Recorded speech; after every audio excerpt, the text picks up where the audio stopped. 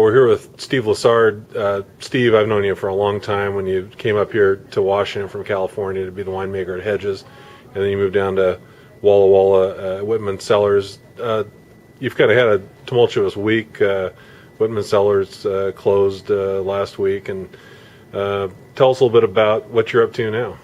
Well, my pride and joy, kind of behind the scenes, has been Corvus Cellars, and it's kind of taken culmination of my years of experience up here in Washington State with some techniques that I've used in California, and applying them to kind of take it one step further in the quality, one level higher. Hedges Cellars and Whitman Cellars were both places for me to learn a lot about the type of fruit I was working with, and how and the terroir that they come from, and how to express those vineyard sites. And I'm taking some of those choice vineyard sites now for Corvus and expressing them, I think, on the next higher level. So it's exciting. Tell us about Corvus. When did it start? When was the first release? Corvus started in 2004. Our first release was 2005, and it was 80 cases of Cabernet. So very small lot, kind of hand-picked vineyard selections.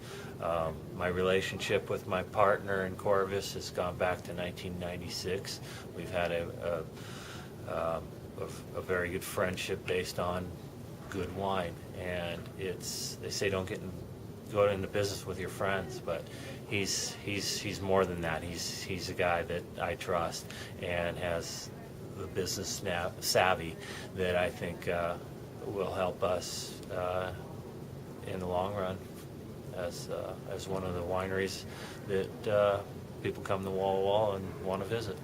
So you're a little bit split between Walla Walla and Red Mountain, because the estate vineyard's in Red Mountain, but then you also have vineyard sources in Walla Walla and elsewhere. So tell the winery's in Walla Walla, and tell us where.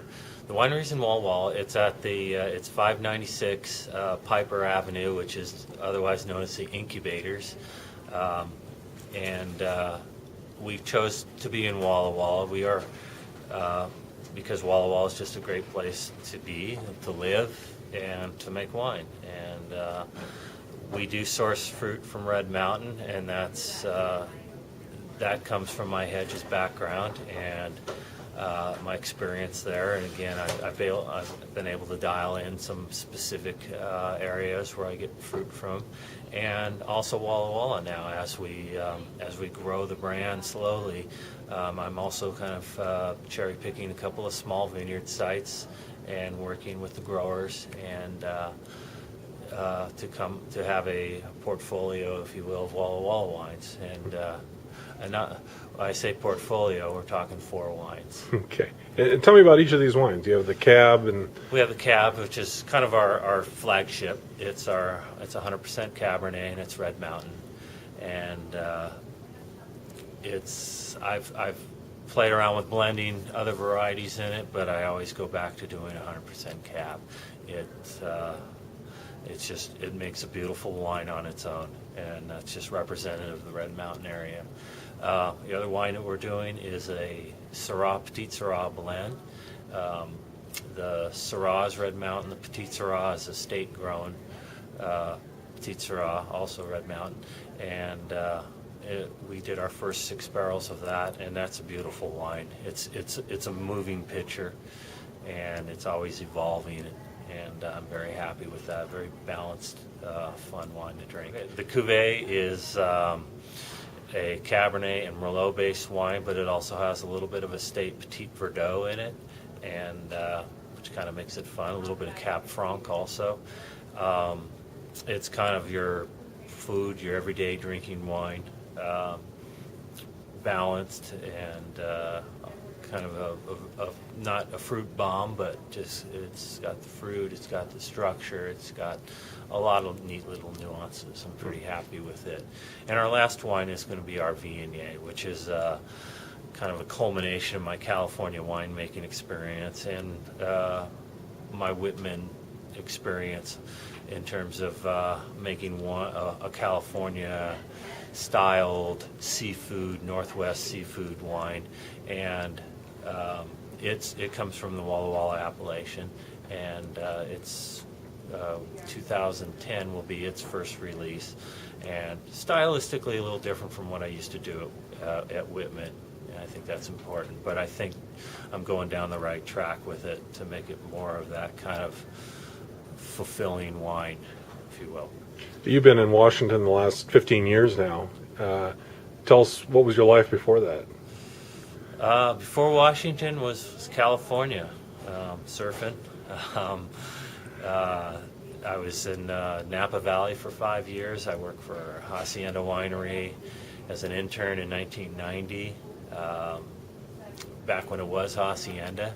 And it's from there I went to Stag's Leap Wine Cellars and worked for Warren Winiarski.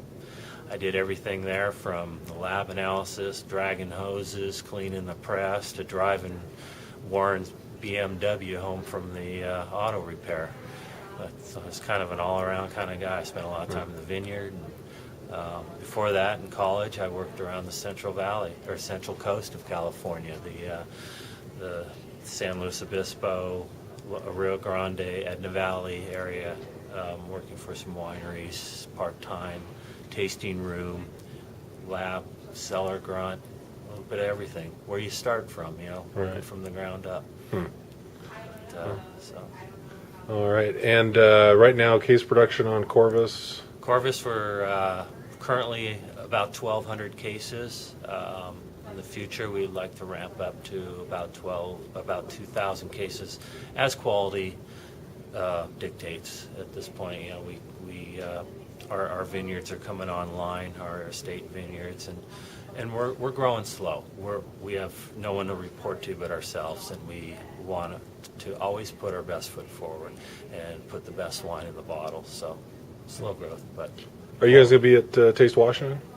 Yes. Okay, so people in Seattle area can taste your wines there. Yes. And and as I understand, no plans. You're one of the few wineries not planning to open up a tasting room in Woodinville. Is that right? No, that's right. We opt to make our feeling is we want Walla Walla. We want to make the wine tasting experience a true experience. We want people to come to Walla Walla. We realize it's a drive and fuel costs and that kind of thing, but that's the real essence of the wine industry is to see and be where wines are grown and produced.